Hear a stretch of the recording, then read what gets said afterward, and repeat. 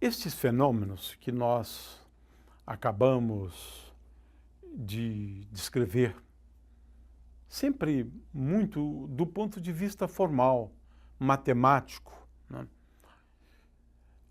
A gente sabe hoje que eles acabaram se tornando extremamente úteis do ponto de vista tecnológico.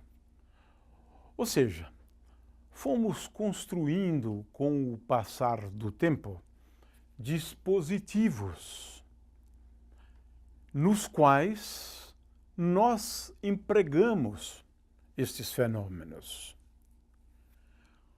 Por exemplo, o fato de que sobre uma espira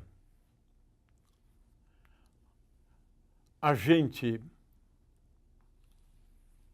ao passar uma corrente por essa espira,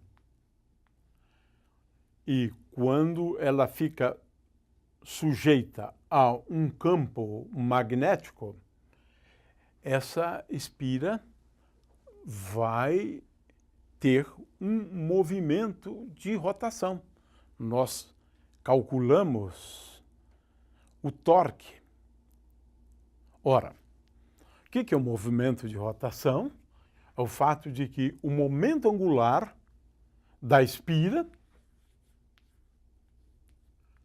muda com o tempo de tal maneira que dL dt é igual ao torque, ou a soma dos torques, porque agora estou falando do torque sobre a espira. Consequentemente, ela vai girar, e se aqui eu tenho um eixo, e eu posso construir um arranjo, essa base dos motores elétricos, de tal maneira que eu consiga fazer girar um eixo. Fazer girar um eixo. Trata-se do uso da energia elétrica sendo transformada em energia mecânica. No caso, energia mecânica de rotação. Essa é a base ou o princípio de funcionamento dos motores. A gente pode olhar esta figura, mas a gente pode também assistir a um vídeo que ilustra o princípio de funcionamento dos motores. É claro que aqui nós estamos falando de um torque exercido sobre a espira quando ela se encontra num campo magnético que pode ser até mesmo um campo magnético uniforme. De forma que motores elétricos, olha só que aplicação, como o homem descobriu uma forma de transformar energia elétrica em energia mecânica.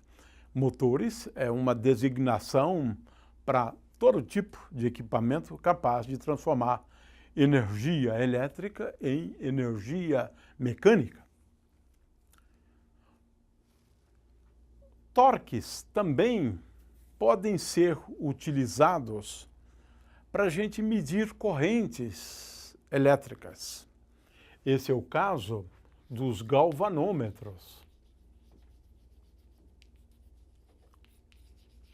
É um instrumento muito útil para se medir agora a corrente elétrica em função do torque exercido por um conjunto de espiras retangulares, por exemplo. Estou falando de forças, estou falando de torques, né? Tenho aqui um outro exemplo da roda de Barlow, que é uma espécie de motor bastante primitivo. Vamos agora falar das utilidades do outro fenômeno.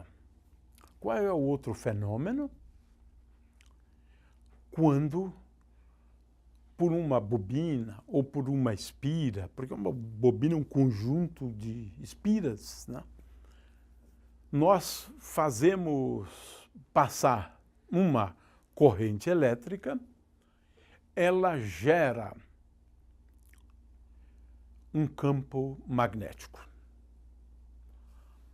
Olha, temos aqui muitos dispositivos que nós podemos construir a partir disso. Um dos mais conhecidos são os eletroímãs.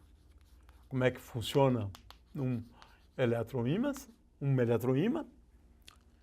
Nós fazemos passar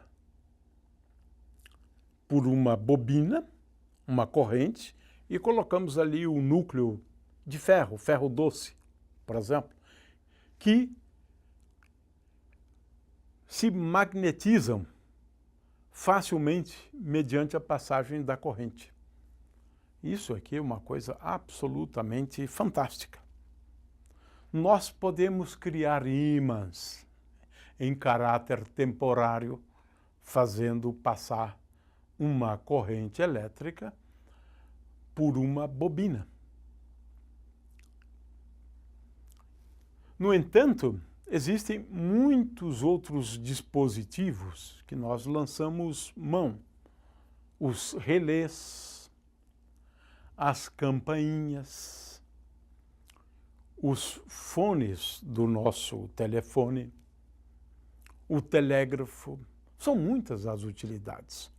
Vamos então entender um pouco melhor sobre a utilidade desses fenômenos assistindo alguns vídeos. Para este experimento, usaremos um ímã, objetos ferromagnéticos tais como moedas, um pedaço de fio de cobre esmaltado, um suporte feito com fios de cobre ligado a uma pilha e um interruptor. Posicionaremos o ímã embaixo do suporte de cobre ligado à pilha. Agora, iremos confeccionar o rotor do motor. Para isso, usaremos um fio fino de cobre esmaltado e um estilete. Como molde do rotor, usaremos 2 dedos da mão e enrolaremos o fio em torno deles, tomando cuidado de deixar uma sobra de cerca de 5 centímetros de fio nas extremidades. Para afixar as espiras, enrolaremos as próprias extremidades do fio. O rotor deve ficar o mais simétrico possível com relação ao eixo de rotação. Em seguida, com um estilete, raspa-se o esmalte isolante do cobre nas 2 extremidades. Porém, o esmalte deverá ser raspado apenas meia volta do eixo de rotação. A corrente elétrica I, que passa através das espiras do rotor, cria um campo magnético ao redor dos fios. Este campo magnético interage com o campo magnético B do ímã, que aplica uma força F no rotor, como ilustra os vetores no desenho. Se virarmos o ímã, ou seja, se mudarmos o sentido do campo magnético B, podemos observar que a força também muda de sentido e o rotor começa a girar no sentido contrário. O mesmo aconteceria se o sentido da corrente fosse invertido. Este fenômeno é chamado de efeito motor, no qual um fio percorrido por uma corrente elétrica imerso num campo magnético perpendicular a ela sofre uma força numa direção perpendicular à corrente e ao campo magnético.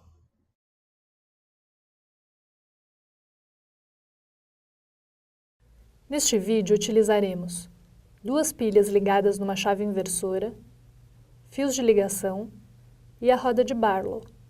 Para ilustrar o funcionamento da roda de Barlow, usaremos não uma réplica do experimento original, mas um aparato baseado nele, e com ele poderemos demonstrar o efeito motor.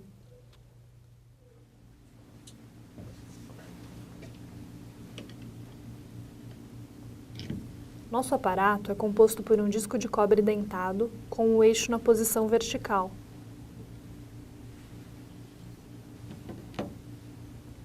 E 2 ímãs de neodímio posicionados de forma que o campo magnético possa atravessar o disco numa dada região. O contato elétrico é estabelecido entre o eixo e a extremidade dentada dos discos, na região do campo magnético, por meio de um fio de cobre bem fino, para diminuir o atrito e a roda girar o mais livremente possível.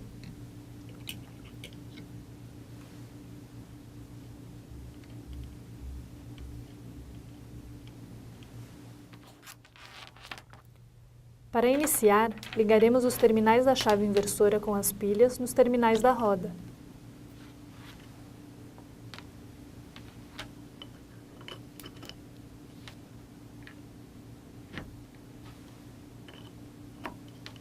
Quando o contato elétrico é estabelecido, a roda começa a girar, pois sofre uma força perpendicular ao campo magnético e à corrente elétrica.